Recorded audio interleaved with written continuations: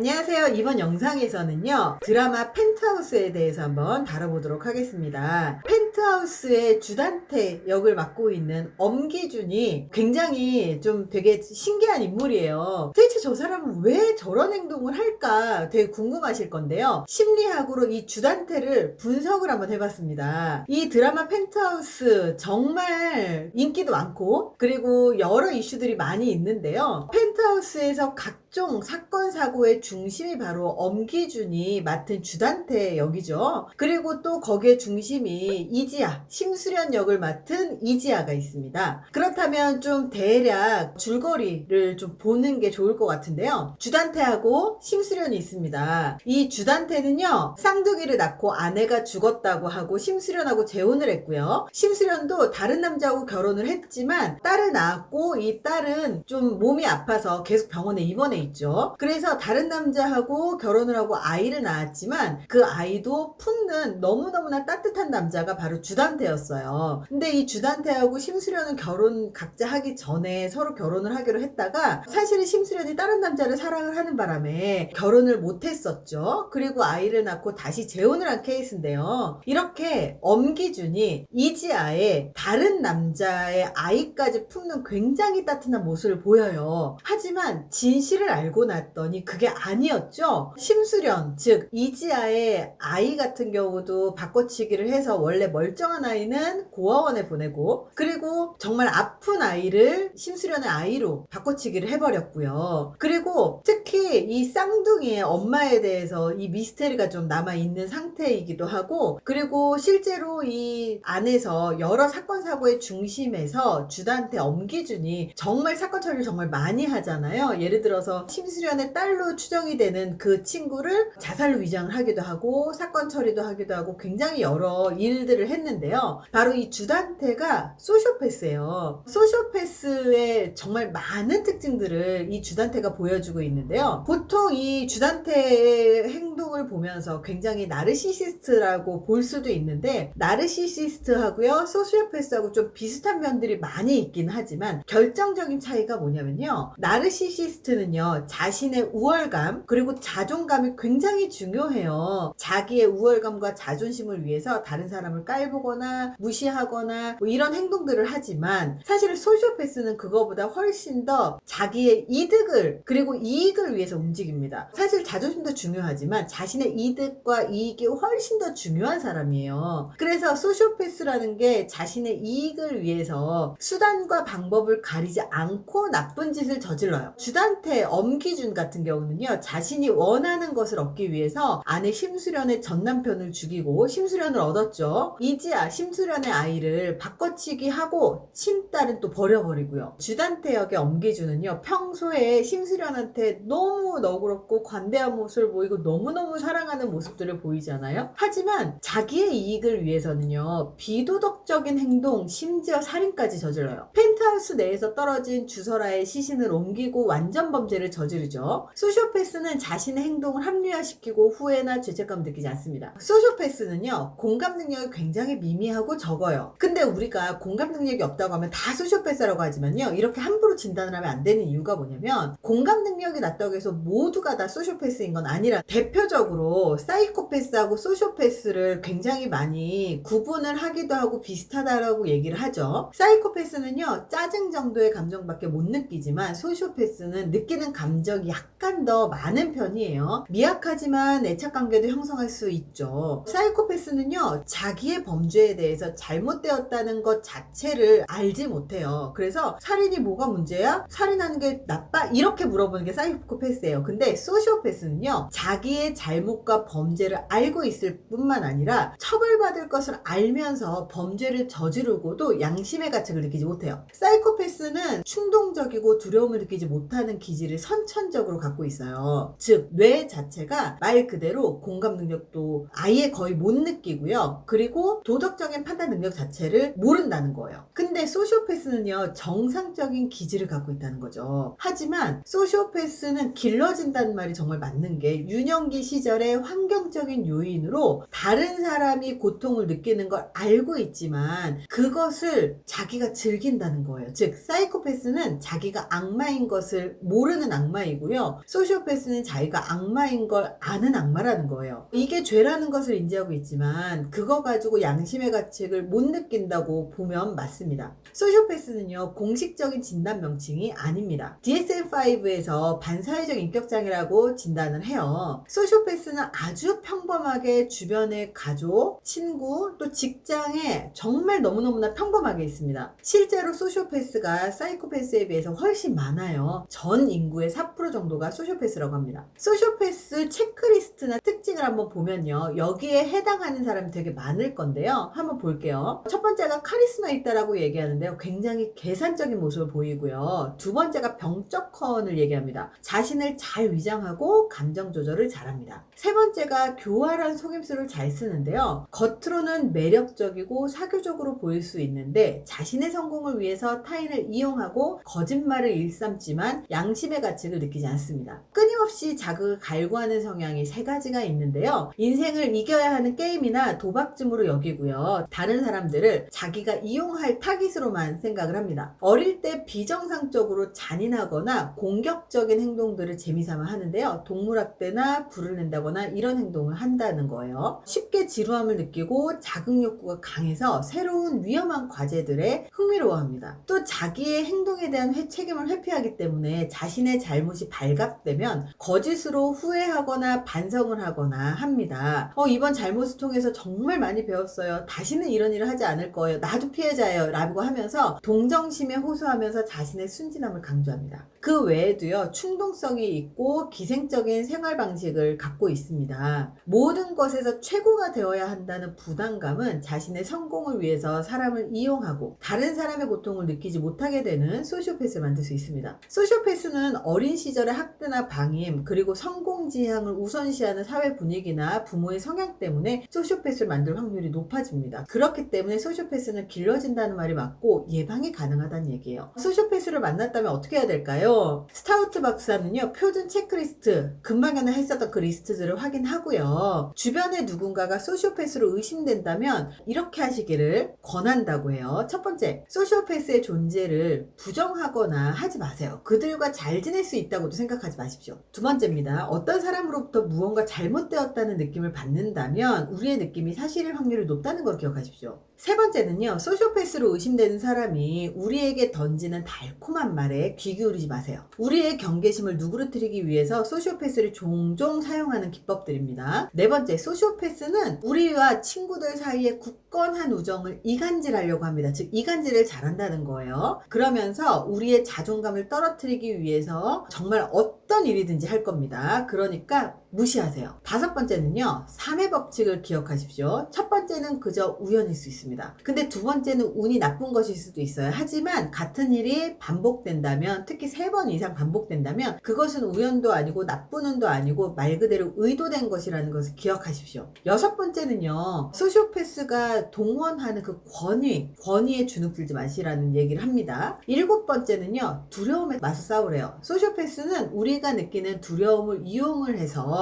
활용을 한다는 거죠. 여덟 번째는요, 소시오패스가 벌이는 그 놀이 안에 휘말리지 마십시오. 아홉 번째는요, 소시오패스가 흘리는 눈물에 현혹되지 마라. 악어의 눈물일 뿐이다 라고 얘기합니다. 열 번째는요, 소시오패스인 그들을 바꾸려고 하지 마라. 그들은 절대 변하지 않는다. 11번째는요, 그들의 행동을 절대 감싸고 들지 마라. 12번째는요, 가능하면 그들로부터 멀리 떨어져라. 상종하지 않는 게 가장 좋은 방법이다. 그래서 이렇게 자기의 이득을 위해서 다른 사람의 감정, 다른 사람의 상황, 다른 사람의 두려움, 그리고 그 사람들이 원하는 것들을 제공을 하는데 정말 아까워하지 않는, 그리고 내 편인 것처럼 정말 우리를 이렇게 이간질하고 그러면서 우리 편인 것처럼 연기를 하는 그런 사람들이 있거든요. 그래서 이런 사람들은 빨리 피하십시오. 오늘은 펜트하우스의 주단태를 보고 주단태 행동이 바로 소시오패스의 행동이라는 사실을 아시면 도움이 되실 것 같아요. 이번 영상이 도움이 되셨길 바랍니다. 감사합니다.